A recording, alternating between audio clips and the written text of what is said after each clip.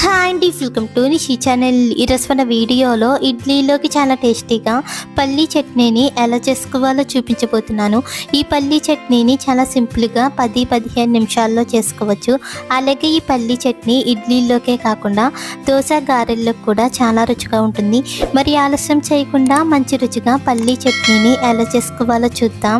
ముందుగా పల్లీ చట్నీ చేయడానికి స్టవ్ ఆన్ చేసి ప్యాన్లోకి 1 కప్పు వరకు పల్లీలు వేసుకుని మంటను లో ఫ్లేమ్లో పెట్టి దోరగా ఫ్రై చేసుకోవాలి. ఇక్కడ మనం మంటను హై ఫ్లేమ్లో పెట్టి ఫ్రై చేసామంటే ఈ పల్లీలు మాడిపోయి లోపల పచ్చి కింద ఉండిపోయి మనకి చట్నీ పచ్చివాసన వస్తూ అంత రుచిగా ఉండదు. సో అందుకని అలా కాకుండా మంటను లో ఫ్లేమ్లో పెట్టి పల్లీలు లోపల వరకు పచ్చి అనేది లేకుండా దోరగా ఫ్రై చేసుకోవాలి. ఇలా 3-4 నిమిషాలు అవ్వేసరికి ఈ పల్లీలు దోరగా వేగి వీటిపైన పొట్టు అనేది ఇలా ఈజీగా ఊడిపోతుంది. ఇలా పల్లీల్ని దోరగా ఫ్రై చేసుకున్నాక ఇప్పుడు ఇందులోని 1 టేబుల్ స్పూన్ వరకు ఆయిల్ వేసుకుని అలాగే మన కారానికి తగ్గట్టుగా 6-7 పచ్చిమిరపకాయలని ముక్కలు చేసుకుని వేసుకుని మంటను లో ఫ్లేమ్లోనే ఉంచి పచ్చిమిర్చి కూడా దోరగా అయ్యేంత వరకు ఫ్రై చేసుకోవాలి.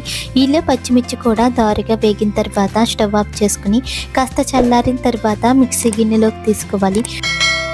ఇప్పుడు ఇందులోనే ఏ కప్పుతో అయితే పల్లీలు తీసుకున్నామో అదే కప్పుతో 1 కప్పు వరకు పుట్నాల పప్పును వేసుకోవాలి. అలాగే 1 కప్పు వరకు చిన్న ముక్కలుగా కట్ చేసిన పచ్చి కొబ్బరి ముక్కలు కూడా వేసుకుని ఇప్పుడు ఇందులోనే చిన్న ముక్క అల్లం ముక్కను కూడా వేసుకోవాలి. అలాగే చట్నీ మంచి టేస్ట్ రావడం కోసం 1 గుప్పెడు కొత్తిమీర ఆకును కూడా వేసుకుని అలాగే రుచికి సరిపడా ఉప్పుని కూడా వేసుకోవాలి. ఇప్పుడు ఇందులోనే చిన్న ముక్క చింతపండును కూడా వేసుకుని అలాగే 1/2 టేబుల్ స్పూన్ వరకు జీలకర్రను కూడా వేసుకోవాలి. ఇలా అన్నీ వేసుకున్నాక మధ్యలో నీళ్ళని పోసుకుంటూ మెత్తగా గ్రైండ్ చేసుకుని తీసుకోవాలి. ఇక్కడ మనం పల్లీలు, పుట్నాల పప్పు, పచ్చి కొబ్బరి 3 కలిపి సమానంగా తీసుకున్నామంటే మనకి చట్నీ టేస్ట్ అనేది బాగుంటుంది. ఇలా మనం చట్నీని మరీ మెత్తగా కాకుండా కొంచెం బరకగా గ్రైండ్ చేసామంటే మనకి పచ్చడి టేస్టీగా ఉంటుంది. ఇప్పుడు ఈ పచ్చడిని ఒక గిన్నెలోకి తీసుకుని రెడీగా పక్కన పెట్టుకోవాలి.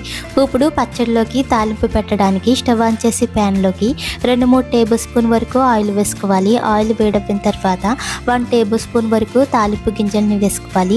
శనగపప్పు, మినపప్పు, ఆవాలు, జీలకర్ర వేసుకుని మంటను లో ఫ్లేమ్లో పెట్టి లైట్గా ఫ్రై చేసుకోవాలి. ఇవి కొంచెం వేగిన తర్వాత 2 ఎండుమిరపకాయలని ముక్కలు చేసుకుని వేసుకుని అలాగే 2 రెమ్మల వరకు కరివేపాకుని కూడా వేసుకుని దోరగా ఫ్రై చేసుకోవాలి.